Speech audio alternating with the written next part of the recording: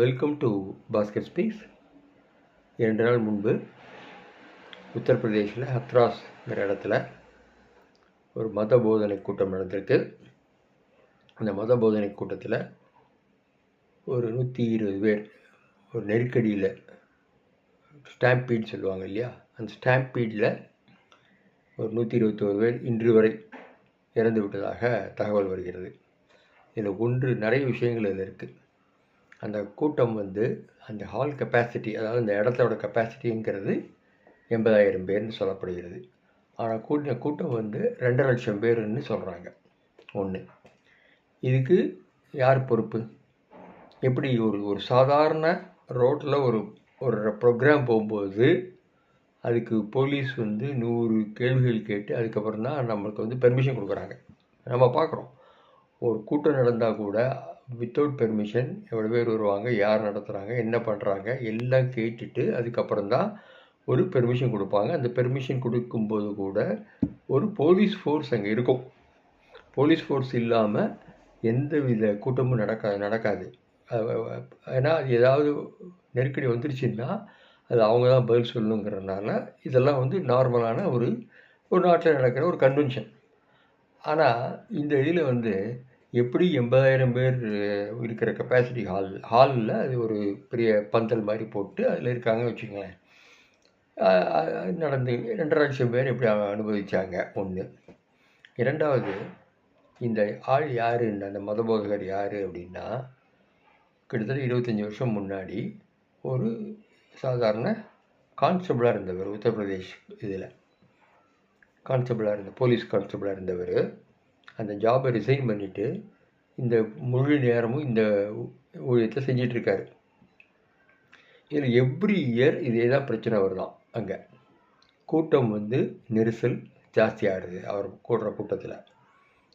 அப்படி இருந்தாலும் ஒவ்வொரு வருஷமும் ஏதோ தப்பிச்சிருச்சு. இவ்வளோ வருஷம் இன்னும் தெரியாது. பழைய வருடங்களை நோண்டி பார்த்தா தான் தெரியும் என்ன நடந்திருக்கு அங்கே அப்படின்னு. ஆனால் இந்த தடவை அது முழு வடிவத்தை பெற்று இன்றைக்கி 125 பேர் செத்து போயிருக்காங்க. ஒன்று. ரெண்டாவது, இந்த மதபோதகர் யார் அப்படின்னு பார்த்தா, கோவிட் பீரியடில் யாருக்குமே பெர்மிஷன் கிடையாது, எந்த கூட்டத்துக்கும் பெர்மிஷன் கிடையாது. ஆனால் இவர் ஒரு கிராமத்தில் பெரிய கூட்டத்தை கூட்டியிருக்காரு.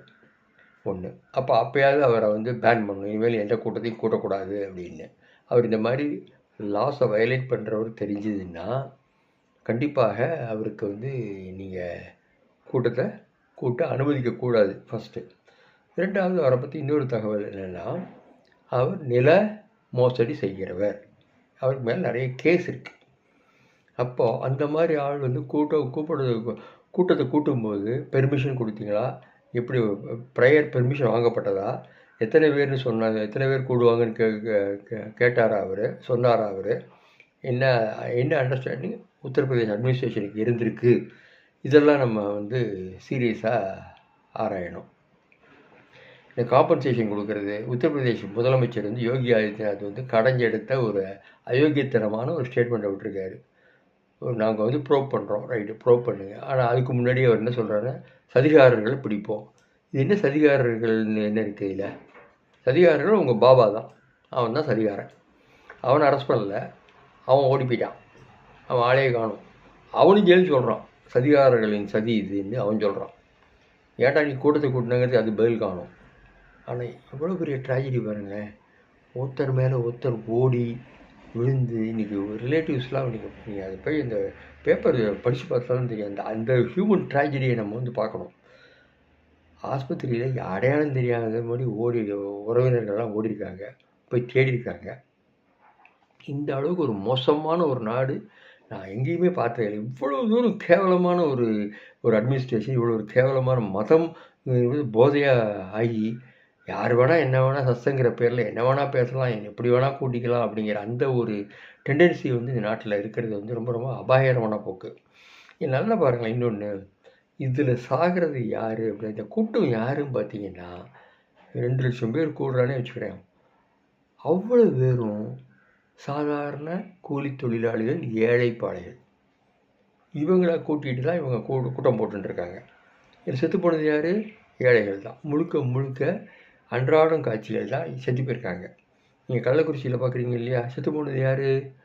அன்றாடம் காட்சிகள் தான், ஏழைகள் தான்.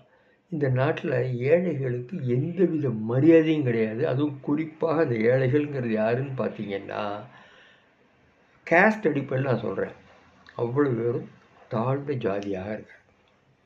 அப்போ இது பொருளாதார அடிப்படையில் யார் ஏழைகளாக இருக்கிறார்களோ அவர்கள்தான் ஜாதி அடிப்படையில் கீழ்நிலையாக கருதப்படுகிறார். அதாவது எஸ்சி எஸ்டி அந்த மாதிரியான ஜாதிகள் தான் அதில் அந்த மாதிரி கூட்டங்களில் வருது. அந்த மாதிரி கள்ளச்சாராயம் குடிக்கிறதெல்லாம் அவங்க தான் நிறைய பண்ணுறாங்க.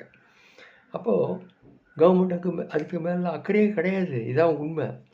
இப்போ கிளியராக ஒரு நாட்டில் ஒரு டெசிஷன் எடுக்கணும். உட்காந்து மோடியும் ராகுலும் அங்கே பார்லிமெண்ட்டில் நிறைய விவாதங்கள் பண்ணுறாங்க. இல்லைங்கள, என்ன விவாதம் பண்ணுறாங்க? மோடி காங்கிரஸ் தான் காரணம், இது தவிர வேறு எதுவும் 10 வருஷமாக பேசவும் இல்லை, அவர் எதுவும் செய்யவும் இல்லை. இப்போவும் திருப்பி அதே தான் பேசிகிட்டு இருக்காரு பார்லிமெண்ட்டில். இங்கே இங்கே ஒரு கிரவுண்ட் லெவல் ரியாலிட்டி வேறு மாதிரி இருக்குது. அதுக்கான ஸ்டெப் எடுக்கணும் அப்படிங்கிறது அவருக்கு தோணவே இல்லை. உங்களுடைய ஆட்சி டபுள் இன்ஜின் ஆட்சி தான் இங்கே நடக்குது உத்தரப்பிரதேசில். அவர் ஒரு மோசமான ஒரு அட்மினிஸ்ட்ரேஷனை கொடுத்துருக்காருங்கிறது தான் இந்த ஒரு ட்ராஜடியில் நம்ம பார்க்குறோம். கண்டிப்பாக பாபாவை முதல்ல அரெஸ்ட் பண்ணணும். செத்துப்போன எல்லாருக்கும் காம்பன்சேஷன் நிறைய கொடுக்கணும்.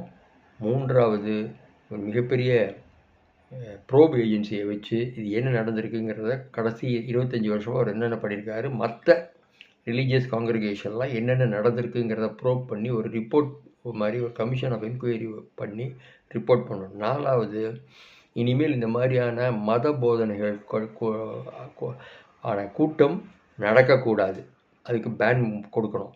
முழுக்க முழுக்க பொருளாதார அடிப்படையில் மட்டும்தான் நாடு இயக்கப்பட வேண்டுமே ஒழிய இந்த மத கூட்டங்களை எல்லாம் கண்டிப்பாக பேன் செய்ய வேண்டும்ங்கிறது தான் ஒரே தீர்வுன்னு நான் நினைக்கிறேன். கண்டிப்பாக உங்களுக்கும் அதே தான் தோணுன்னு நினைக்கிறேன். நன்றி, வணக்கம்.